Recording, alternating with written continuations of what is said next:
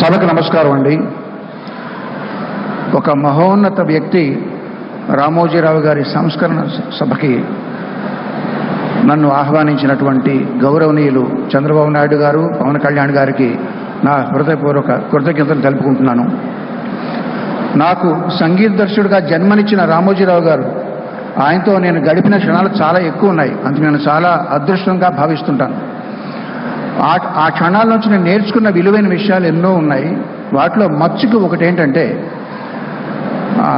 మద్యపాన వ్యతిరేక ఉద్యమంకి ఆయన వంతు కంట్రిబ్యూషన్గా ఆయన రకరకాల ఆర్టిస్టులతో, ఉద్యమకారులతో, రచయితలతో, సంగీత దర్శకులతో, గాయకులతో ఆయన తెలిసిన వాళ్ళందరినీ పిలిచి పాటలు రికార్డ్ చేసి ఆ ఉద్యమానికి సపోర్ట్ చేశారండి. నన్ను కూడా రమ్మని ఒక పాట రికార్డ్ చేయమన్నారు. నేను అన్నాను, సార్ నేను మెడ్రాస్ వెళ్ళి 4 రకాల ట్యూన్లు నేను మీకు చేసి పంపిస్తానని అన్నాను. ఆయన కోసం చాలామంది బయట వెయిట్ చేస్తూ ఉండగా నాతో అన్న మాటలు ఏంటంటే, వద్దండి, ఒకే ఒక ట్యూన్ చేసి పంపండి, నేను మీకు దీనికి రెమ్యునరేషన్ ఇవ్వట్లేదు, నేను మిమ్మల్ని అభ్యర్థిస్తున్నాను, అభ్యర్థించేవాడికి ఆప్షన్స్ ఉండవు, అలా చేయకూడదు, ధర్మం కాదు అన్నారు. ఆ మొక్క ఆయన నాతో చెప్పడానికి 2 నిమిషాలు వెచ్చించాల్సిన పని లేదు, ఆయనకేమీ లాభం లేదు. అంతటి మహోన్నత వ్యక్తి ఆయన. ఎన్నో విషయాలు నేను నేర్చుకున్నాను ఆయన దగ్గర నుంచి. ఆయన మీద బురద చల్లాలని ప్రయత్నిస్తే అది నడినెత్తి ఉన్న సూర్యుడి మీద రాయి విసరడం లాంటిది. బతికితే ఒక్కరోజైనా రామోజీరావు గారిలా బతకాలని నేను ఒక సభలో అన్నాను. ఇప్పుడు అనేది ఏంటంటే, మరణించినా ఆయనలాగే మరణించాలి. ఎందుకంటే కురుక్షేత్ర సంగ్రామంలో భీష్ముడు తన మరణాన్ని, తన మృత్యువుని ఆపి ఉత్తరాయణం వచ్చే వరకు కూడా దాన్ని నిగ్రహించి ఆపారు. ఆయనే ఆపారు. ఆయన అదేవిధంగా తను ఎంతో ప్రేమించే ఆంధ్రప్రదేశ్ కబంధ హస్తాల్లోంచి బయటపడడం ఆయన కళ్ళారా చూసి అప్పుడు నిష్క్రమించారు.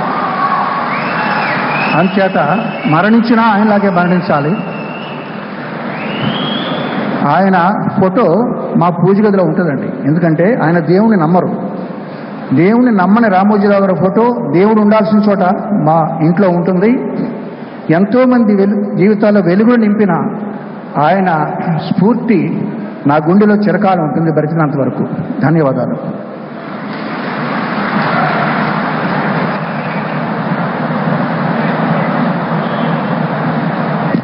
Thank you very much Keeravani గారు. ఇక అలాగే రూట్స్, మన పునాదుల్ని ఎప్పుడూ మర్చిపోకూడదు, ఎంత ఎత్తుకి ఎదిగినా అంటారు. అలాంటి బలమైన పునాది ఈటీవీతో మొదలుపెట్టారు. మరోసారి ఆస్కర్ స్థాయికి వెళ్ళి మనందరినీ కూడా చాలా తెలుగు వారిగా గర్వపడేలా చేశారు. మన రాజమౌళి గారిని మాట్లాడవలసిందిగా సవినయంగా కోరుతున్నాను.